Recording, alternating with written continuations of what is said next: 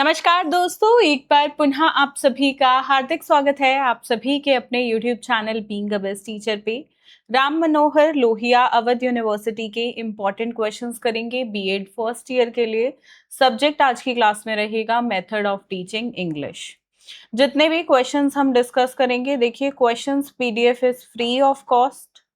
आप टेलीग्राम से डाउनलोड कर सकते हैं या टेलीग्राम अभी जो है 22 तारीख तक गवर्नमेंट ने बैन किया हुआ है नीट के पेपर के सिलसिले में। तो आप जो है टेलीग्राम को छोड़कर हमारी मोबाइल ऐप से भी डाउनलोड कर सकते हो। बाकी जिन स्टूडेंट्स को आंसर्स का पीडीएफ चाहिए, ये पेड पीडीएफ रहेगा 125 रुपीज का। वीडियो के डिस्क्रिप्शन बॉक्स में लिंक है, आप वहां से डायरेक्टली वेबसाइट से हमारी परचेज कर सकते हो। इंग्लिश हिंदी दोनों मीडियम में होता है, बट ये सब्जेक्ट इंग्लिश है तो हिंदी में नहीं मिलेगा जी, इंग्लिश में मिलेगा। बाकी सब्जेक्ट्स इंग्लिश हिंदी दोनों में होते हैं। ठीक है, बहुत बार स्टूडेंट्स बोलते हैं मैम इंग्लिश सब्जेक्ट हमें हिंदी में ज्यादा अच्छे से समझ आएगा तो हिंदी में दे दो। तो जी नहीं, जो सब्जेक्ट है उस मतलब लैंग्वेज सब्जेक्ट को हमेशा उसी लैंग्वेज में लिखना चाहिए, उसका सही तरीका ही वो होता है। ठीक है, बाकी आप व्हाट्सएप पे भी जुड़ के पीडीएफ्स ले सकते हैं या कोई क्वेरी है तो बिल्कुल पूछ सकते हैं या कमेंट भी कर सकते हैं। Let us start section A. पहला है importance of audio visual ads.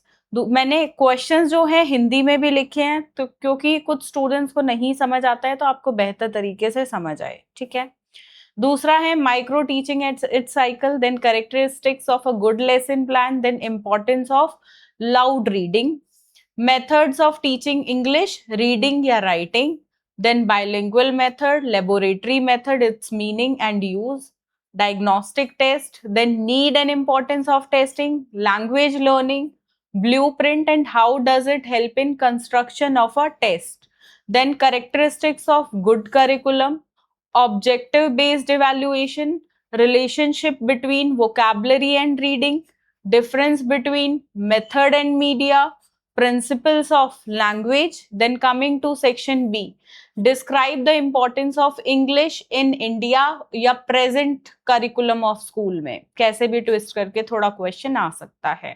What are the aims of teaching poetry?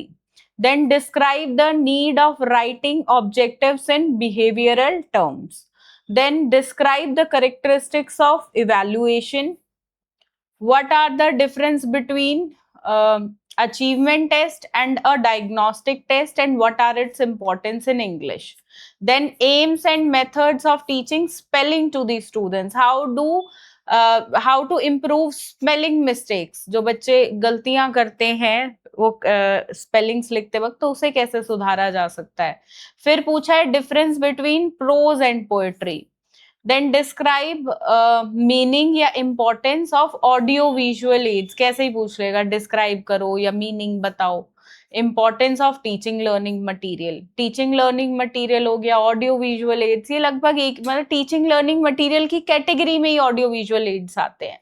समझ रहे हो, तो क्वेश्चन कैसे भी पूछ सकता है, इसलिए मैंने यहाँ पे बहुत सारे स्लैश दिए हैं। ठीक है, 9th question, what do you understand by action research in English teaching. Then oral and silent reading के एग्जाम्पल्स के साथ बताना है। Then what is meant by micro teaching, explain it. Methods बताने हैं teaching of English grammar. Then communicative approach क्या है, इसके एग्जाम्पल्स दो। Then translation and direct method of teaching English. Then C part is what are the aims and objectives of teaching English in India. What do you understand by structural approach, इसके aims और principles बताओ। और doctor waste new method के बारे में बताना है कि ये कैसे डिफरेंट है इनके मेथड से। Then qualities of English teacher क्या क्या होनी चाहिए। फिर आपको एक 8th क्लास का प्रोज पे एक लेसन प्लान बनाने को भी बोला हुआ है। देखो प्रोज पे भी आ सकता है लेसन प्लान, पोएट्री पे भी आ सकता है और ग्रामर पे भी आ सकता है। तो बेसिकली लेसन प्लान बनाना आपको आना चाहिए।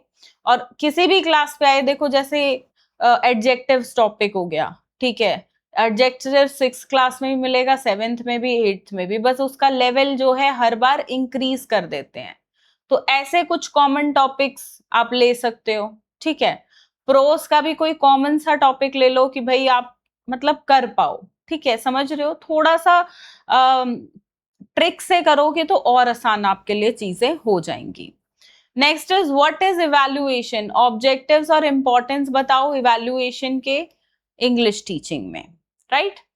सिंपल सा पेपर आता है, बहुत ज्यादा तो इसमें नहीं पढ़ना। बाकी अगर आप कॉमन सब्जेक्ट्स के कंपैरेटिव में देखेंगे तो आसान है, पर ये आपके लिए नया सब्जेक्ट होगा बिल्कुल, तो टाइम तो थोड़ा सा लगेगा, बट अच्छे से पढ़ो।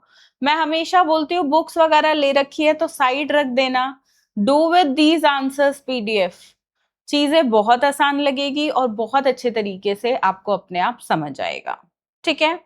चलिए, बाकी और किसी सब्जेक्ट के चाहिए हो, क्योंकि इंग्लिश के बाद आपका जो दूसरा पेडागोजी सब्जेक्ट है, या अगर इंग्लिश सब्जेक्ट आपका नहीं है, आपको अपने 2 सब्जेक्ट्स के लिए इंपॉर्टेंट क्वेश्चंस चाहिए, तो please comment down so that I can provide you those subjects important questions, ठीक है। चलिए, धन्यवाद, जय हिंद।